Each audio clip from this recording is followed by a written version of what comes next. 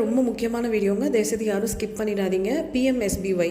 So நம்ம இந்திய அரசாங்கம் ஒவ்வொரு இந்திய குடிமக்களுக்கும் ஒரு வகையான காப்பீடு சென்றடையணும் அப்படிங்கிறதுக்காக நடத்தப்படுற ஸ்கீம் இது. இது நிறைய பேருக்கு ஆட்டோமேட்டிக்காகவே பிடிச்சிட்ருக்காங்க. இப்போ பென்ஷனர்ஸ்க்கெலாம் ஆட்டோமேட்டிக்காகவே இது டிடெக்ட் பண்ணிடுறாங்க. இது யாருக்கு எலிஜிபிள்னா 18லேருந்து 70 வயசு வரைக்கும் உள்ள நபர். அவங்களுக்கு ஆதார் கார்டு இருக்கணும், ஒரு மினிமம் ஒரு பேங்க் அக்கௌண்ட் இருக்கணும். நம்ம எல்லாருக்குமே இங்கே சேவிங்ஸ் அக்கௌண்ட் இருக்கும்.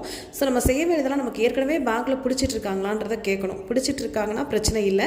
இல்லாட்டி ஒரு பிஎம்எஸ்பிஒய் ஃபார்ம் வாங்கி 20 ரூபாய் வருஷத்துக்கு அந்த ஆட்டோ டெபிட் பர்மிஷன் நம்ம கொடுத்துட்டோம்னா வருஷத்துக்கு ஒரு தடவை 20 ரூபாய் பிடிச்சிப்பாங்க. இது மூலமாக விபத்துனால ஏதாவது பிரச்சனை மரணம் அப்படின்னா 2 லட்சம் ரூபாய்க்கான விபத்து காப்பீடு நம்ம குடும்பத்துக்கு கிடைக்கும்.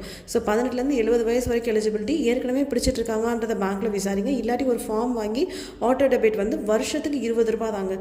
ஸோ இது ஒரு குறைந்த விலையில் ஒரு சேஃப்டியான காப்பீடு. ஏற்கனவே நம்ம லாங் வீடியோவில் நான் இந்தியா போஸ்ட் தர்ற ஒரு நல்ல காப்பீடு திட்டத்தை பற்றி போட்டு அதுக்கு நல்ல ரெஸ்பான்ஸ். ஸோ அந்த வீடியோ பார்க்காதவங்க கண்டிப்பாக பாருங்கள்.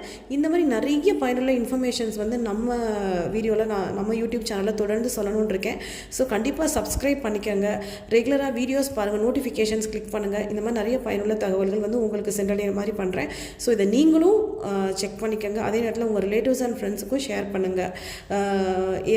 அதாவது யாராவது ஒருத்தருக்கு இந்த விஷயம் பயன் தரும் அப்படிங்கிற நம்பிக்கையில் தான் இந்த நியூஸை நான் உங்களோட ஷேர் பண்ணுறேன்.